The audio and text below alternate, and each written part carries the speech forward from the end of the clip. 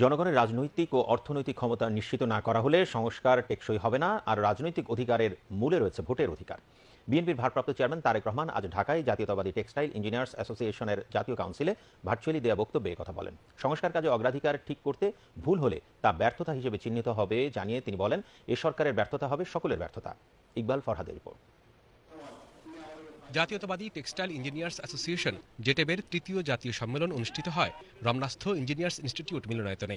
এতে অনলাইনে যুক্ত হয়ে দেয়া বক্তব্যে বিএনপির ভারপ্রাপ্ত চেয়ারম্যান বলেন, ৩ মাস দায়িত্ব পালনের পর অন্তর্বর্তী সরকারের সফলতা ব্যর্থতা নিয়ে প্রশ্ন ওঠা অস্বাভাবিক নয়। অন্তর্বর্তীকালীন সরকারের ব্যর্থতা কিন্তু আমাদের সকলের ব্যর্থতা। জনগণের সকল দাবি হয়তো তাদের পক্ষে পূরণ সম্ভব নয়। রাষ্ট্র মেরামতের কর্মযজ্ঞ সম্পাদন করতে গিয়ে অগ্রাধিকারের সেটিং যদি ভুল হয়, তাহলে কিন্তু জনগণের কাছে সরকারের অদক্ষতা হিসাবেই কিন্তু এটি বিবেচিত হবে।